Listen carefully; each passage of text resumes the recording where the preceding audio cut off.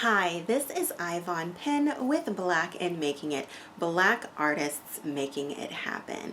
I'm just finishing up my spring break and I am sad that it's ending, but it's been very, very, very productive, and it has inspired me to bring this message to you, a few tips on how to be a Black artist making it happen. The first key is network, network, network. You never know who you're meeting. You never know who you're meeting. And if there is an artist that you admire, if there is someone that you want to work with, reach out to them. It has worked for me, I can say, at least 3 times. And they have been life-changing things. First, I wrote Regina Taylor when I wanted to work with her. Now I had to be persistent, and you don't want to be a creeper stalker person, but there's nothing wrong with, over a span of a few months, writing your first letter, giving them some time to see it. They're busy people. Write a second time, and for me, the third time was the charm. Granted, it was 2 years after my first letter that I was able to hear back from her, but it was the best response ever. Miss Taylor was working on a show at the Goodman Theater in Chicago, which is a wonderful, amazing, Tony Award-winning theater, very well known in the nation. And she asked to have a telemeeting with me, asked for my resume and everything, and by the time it was all said and done, she was offering me a position to be one of her assistant directors on that show. So again, and even just this past week, I'm a big fan of playwright Terrell Alvin McCraney. He's doing very well for himself. He's a recipient of the Genius Fellowship, as it is known casually, but he has a show opening at the Public Theater this week. I think it opened yesterday, but I was writing him as well, and finally got to meet him in person, ask all of my questions that I'm interested in getting answers to as a playwright, as a theater artist in general. Wonderful conversation, wonderful gentleman. So that's 2 antidotes at least for you. If you want to work with someone, write them. The worst thing that can happen is that they don't answer, and you never had an answer from them in the first place, so there's absolutely nothing to lose, only to gain. Secondly, as an artist, it is absolutely imperative that we not only are passionate about making our art, being in our zone, I know, I understand, but we cannot afford to be not knowledgeable when it comes to the business side of our art. Make sure that so I've made this great thing. What happens now? I'm a writer, so I've written this great work. What now? How do I make sure I don't get taken advantage of? Make sure that you do your research. When you reach out to people, reach out to other people who you can get your hands on in terms of artists who are doing well, doing what you do. Ask them, what are things that I should always know to do? What are things I should know to never do? What was your greatest accomplishment and how did you get there? Could you have gotten there faster? Just ask the questions that you need to know to get to where you want to go.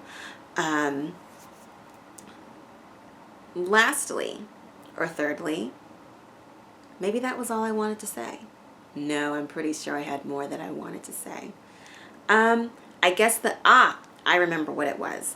Number 3 for being a Black artist and making it happen.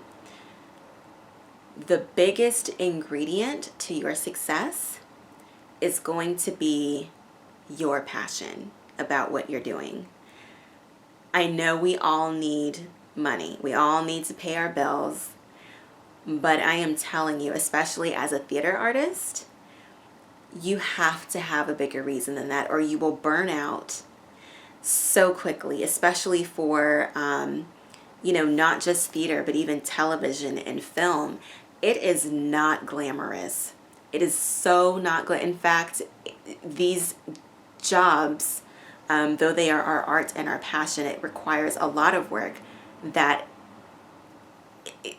long hours. I mean, mad respect to the doctors, the lawyers, the teachers, who are getting the children of our future ready to lead the world and society, and many, many other professions that require a lot. At least when they go to work, they can go home and chill, relax with their families. When it comes to schooling and working, studying the arts, performing arts, all your classmates go to class and go home. No, the theater artists go to class, and then they have rehearsal, and then they have homework. And in the real world, I remember the big, bright red awakening when I was working in Chicago on the show with Regina Taylor. That was my first professional theater gig. Fabulous experience. Fabulous, wonderful, working with a creative team, working with her. It was also a rude awakening. You don't have a weekend. There is no weekend. No, you go to work 6 days of the week. You have 1 day off, and on that 1 day off, you still have work to do. You still have work to do. You may have meetings. You may, who knows what it is, but that is not a day of relaxation. And if you are doing art for the wrong reasons, whether it be theater, television, film, whether it be dance, whether any of those things, you have to do this because you're passionate, because you have a message you want to share, because you care about reaching people, you care about touching people's lives. Otherwise, you will quit. You will quit so fast. So number 3, long story short, is you have to be passionate. You have to be satisfied, even if the money doesn't come right away. And even if you are never famous, you have to be satisfied knowing that you have touched at least one person. And if you have touched the life of at least one person, all of your work is worth it. It is worth it. There is nothing more gratifying than pouring in your blood, sweat, and tears, sometimes feeling a little thankless, but when even that one person lets you know that your work touched them, changed their life, that is what you work for as an artist. That is what you work for. Well, ladies and gentlemen, that is all for this session of Black in Making It. I look forward to seeing you again soon. I've got some exciting interviews lined up. Hush, hush. But I look forward to bringing some very great artists your way.